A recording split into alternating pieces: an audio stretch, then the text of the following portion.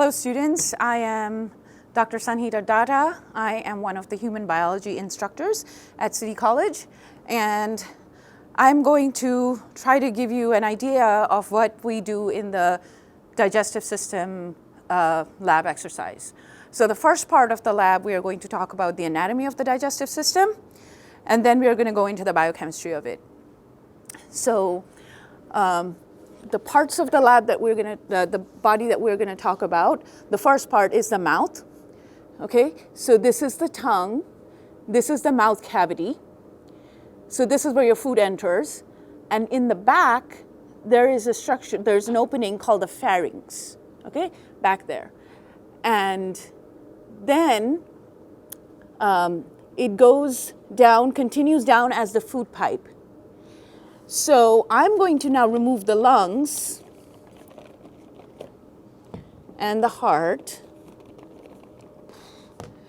Okay, and remember when we did the heart, this is the aorta, and then this is the aorta going down, and this is the food pipe. Okay, so this is the trachea. I'm going to remove the trachea, we don't need it now. This is the esophagus, or the food pipe. So the food goes down this way, and then it goes to this part, the stomach.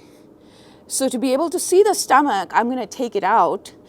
But before I do that, I want to show you guys the sort of the layout. This is the liver, this is the stomach, and these are the intestines. So I'm going to take the liver out now.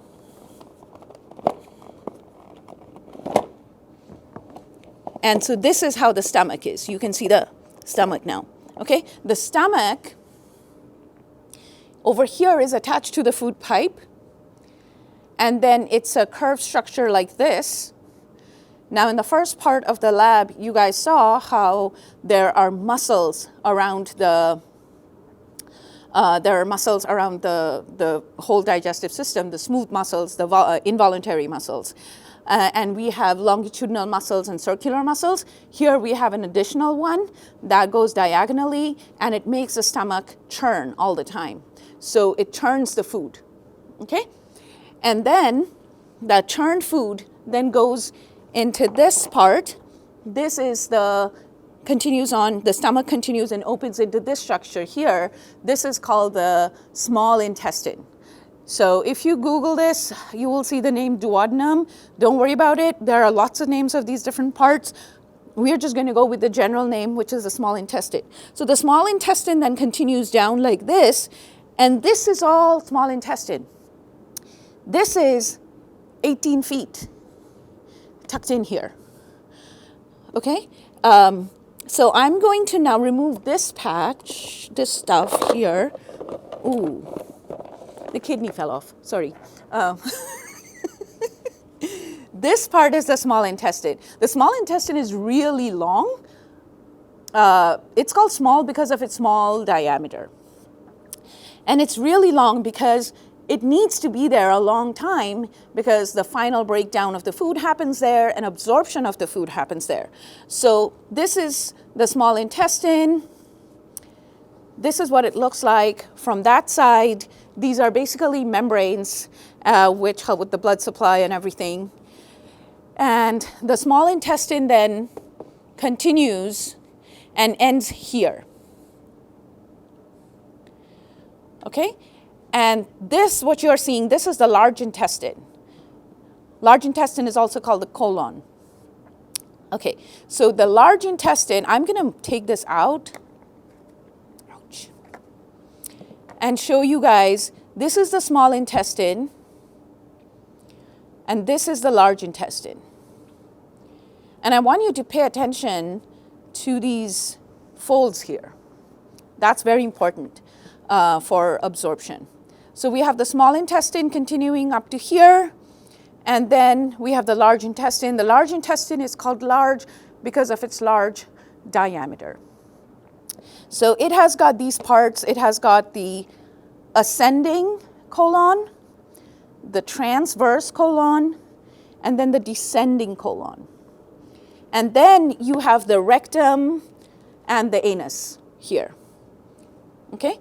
So the food goes from the mouth esophagus, and then stomach, and then small intestine, and then large intestine. So all these parts that I just mentioned, these are called digestive organs because the food goes through them. But there are lots of other organs that help, and those are called accessory organs. Food doesn't go in them, but they make things that help with the digestion. So the first thing we have here is salivary glands. So they make saliva, which goes into the mouth and helps with some of the breakdown. We had the liver here we talked about. That's another accessory organ. The liver has many extremely important functions in your body. Here in the digestive system, the one we are going to talk about is making bile. So there are these cells in the liver make bile, and the bile goes and collects into a structure called the gallbladder. So if I hold the liver upside down, you can see the gallbladder. Okay?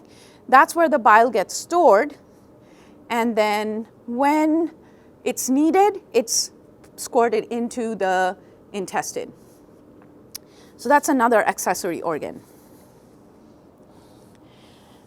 Then we have this structure here. Remember, this is the part of the small intestine, and then we have this structure here. This is the pancreas. Don't look at this kind of purple maroon thing. That's a spleen. We're not going to talk about that today. So this is the pancreas, and the pancreas is also a very important organ. It makes enzymes that help with digestion. It makes hormones that help with maintaining blood sugar.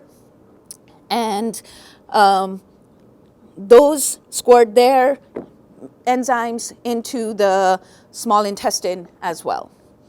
Okay, and as the food goes through the digestive system, it breaks apart.